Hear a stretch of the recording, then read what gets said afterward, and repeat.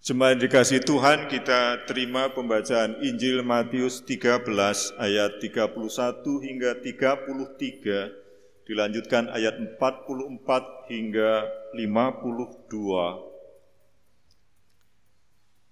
Yesus membentangkan suatu perumpamaan lain lagi kepada mereka, katanya, "Hal kerajaan surga itu seumpama biji sesawi yang diambil dan ditaburkan orang di ladangnya. Memang biji itu yang paling kecil dari segala jenis benih, tetapi apabila sudah tumbuh, sesawi itu lebih besar daripada sayuran yang lain, bahkan menjadi pohon, sehingga burung-burung di udara datang bersarang pada cabang-cabangnya." Dan ia menceritakan perumpamaan ini juga kepada mereka. Hal kerajaan surga itu seumpama ragi yang diambil seorang perempuan dan diadukkan ke dalam tepung terigu 3 sukat sampai kamir selamanya.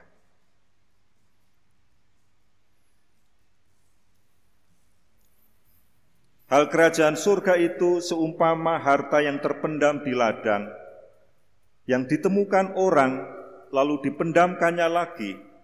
Oleh sebab sukacitanya, pergilah ia menjual seluruh miliknya, lalu membeli ladang itu.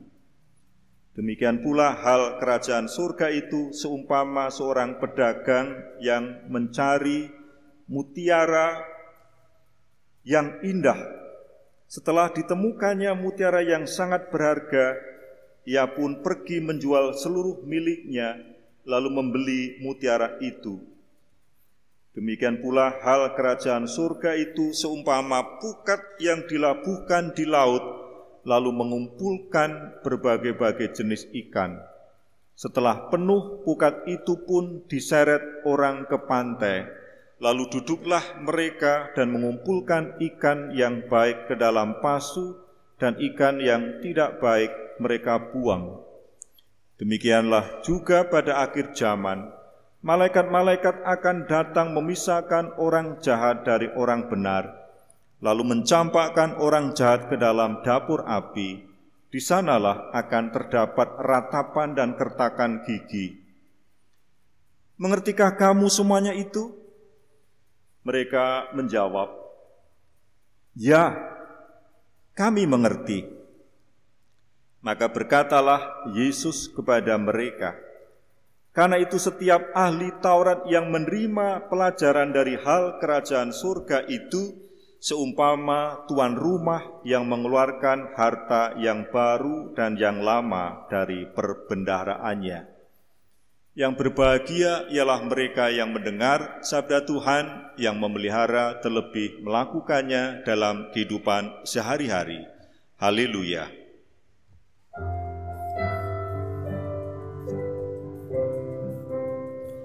Haleluya, haleluya, haleluya, amin. Haleluya, haleluya, haleluya, amin. Jemaat yang dikasihi Tuhan, pada ibadah ini kita diajak meyakini panggilan menjalani hidup bayi yang bertumbuh dan berkembang menjadi orang yang sangat berkualitas dalam hidup bersama keluarga Allah sebagai wujud pulihnya relasi antar manusia. Bagaimana kita bergerak, bertumbuh, berubah menjadi orang yang sangat berkualitas. Kita membuka diri disapa oleh kesaksian sabda Tuhan pada saat ini. Perbedaan orang-orang yang berada di sekitar Tuhan Yesus Kristus. Bagaimana kualitas mereka? Tersirat di dalam kisah Matius 13. bahwa di antara orang-orang yang datang kepada Tuhan Yesus Kristus itu dibedakan menjadi dua. Yang pertama adalah orang banyak. Yang kedua adalah para murid. Orang banyak itu bisa ribuan. Para murid baru atau hanya 12.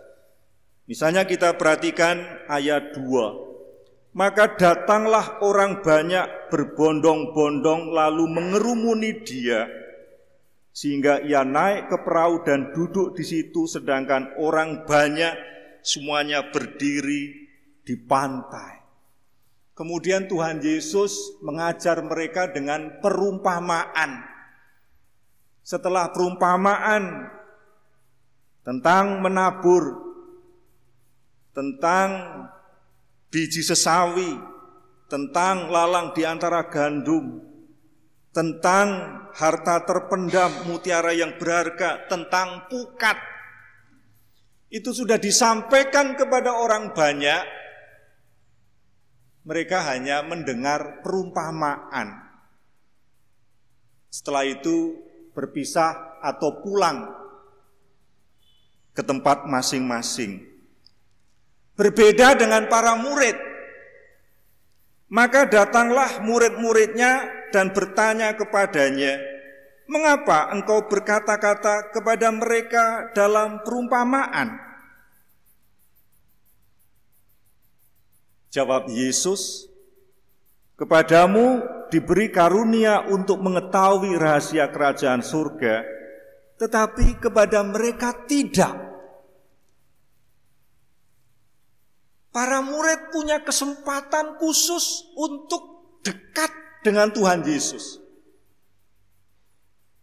Orang banyak begitu mendengar cerita tentang perumpamaan, mereka tidak berkesempatan secara pribadi duduk di sekitar Tuhan Yesus, bertanya jawab, mendengar penjelasan lebih rinci, lebih konkret, lebih lengkap tentang pengajaran Tuhan Yesus. Kepada para murid ini kemudian ditanya, "Mengertikah kamu semuanya itu?" Mereka menjawab, "Ya, kami mengerti."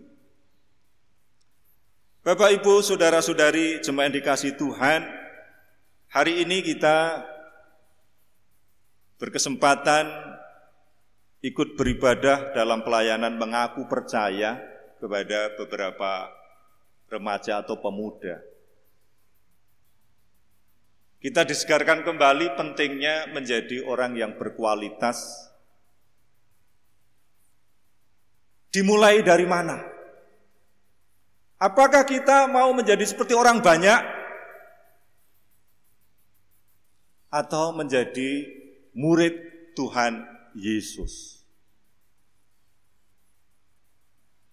Apakah kita terdorong terus untuk mengkhususkan waktu, mempersembahkan hidup, bertemu sendirian dengan Tuhan Yesus? Sedangkan orang banyak, mereka merasa puas, mendengar khotbah, pulang sudah merasa cukup. Tetapi murid Tuhan Yesus mendengar khotbah tidak cukup. Harus datang sendiri ketemu dengan Tuhan Yesus. Dalam proses diubah, hidupnya bukan diwarnai oleh tawaran dunia yang nikmat, tetapi tidak pernah memberikan kepuasan. Masuk di dalam kerajaan Allah atau kerajaan surga. Maka berkatalah Yesus kepada mereka, karena itu setiap ahli Taurat yang menerima pelajaran dari hal kerajaan surga, itu seumpama tuan rumah yang mengeluarkan harta yang baru dan yang lama dari perbendaharaannya. Apa yang kita masukkan melalui mata, melalui telinga, ke dalam pikiran, ke dalam hati kita. Apakah yang ditawarkan oleh dunia? Kemudian apa yang kita keluarkan melalui kehidupan kita, dari apa yang kita pikirkan, apa yang kita rasakan, melalui ucapan kita kepada sesama. Apakah penghayatan akan kerajaan surga? Jemaat yang dikasihi Tuhan, di sini disinggung tentang ahli Taurat. Ada sebuah cerita ketika kekristenan mula-mula berkembang. Pada abad pertama, kedua, pertengahan abad yang ketiga, orang Kristen tidak disukai oleh penguasa atau orang banyak. Waktu itu penguasanya Kekaisaran Roma. Bagi mereka, Kaisar Roma itu adalah raja sekaligus kurios atau tuan atau Tuhan.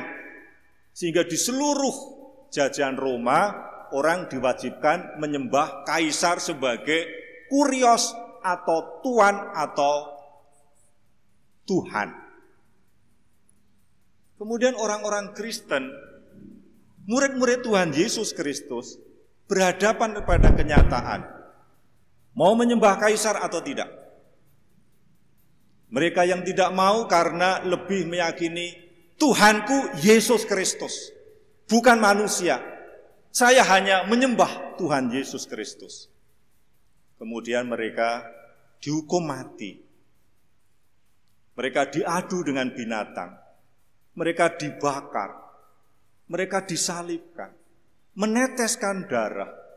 Mati sebagai martir. Tetapi mereka malah mendoakan orang-orang yang menganiaya. Mereka mati dengan damai, mempersembahkan hidupnya untuk Tuhan Yesus Kristus, menjadi saksi kerajaan Allah. Dampaknya adalah orang-orang terinspirasi. Oh begitu toh murid Tuhan Yesus Kristus. Pasti ada kekuatan yang menyebabkan mereka berani mengambil resiko itu. Apa itu? Sendirian ketemu Tuhan Yesus Kristus, merasa dicintai Tuhan Yesus Kristus, ingin berbuat untuk Tuhan Yesus Kristus, ikut mewartakan kerajaan Allah. Dampaknya kemudian banyak orang percaya. Kekristenan masuk di kalangan kerajaan. Penghuni istana banyak yang Kristen.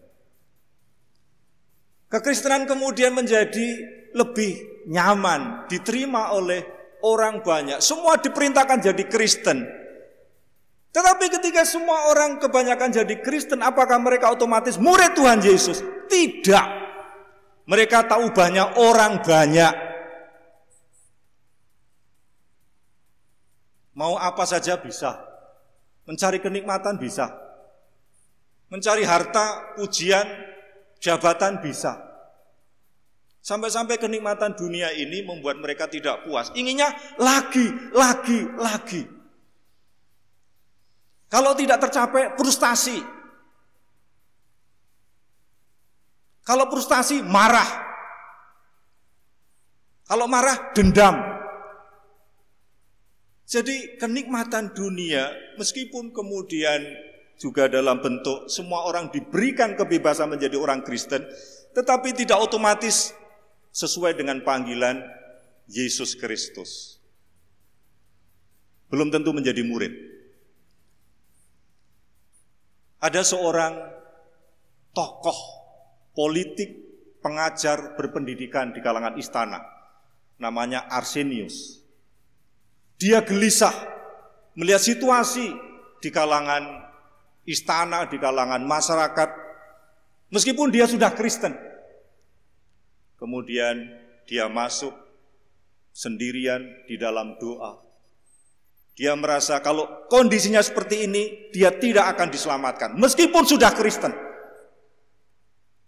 Dia bertanya kepada Tuhan dalam keheningan, Tuhan, bagaimana saya bisa diselamatkan dari situasi ini? Dalam keheningan dia mendapat jawaban dari Tuhan. menjauhlah dari dunia, jadilah hening, berdoalah selalu.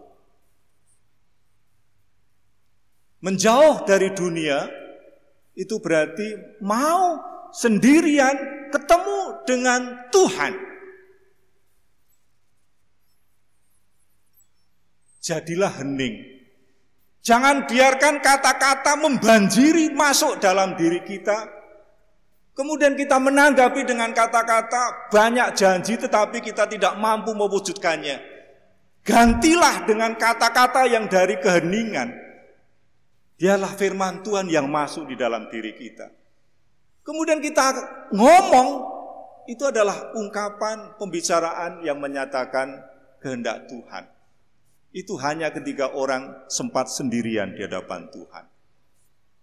Dibantu dengan apa? Berdoa senantiasa. Doa yang sederhana. Doa pendek diulang-ulang.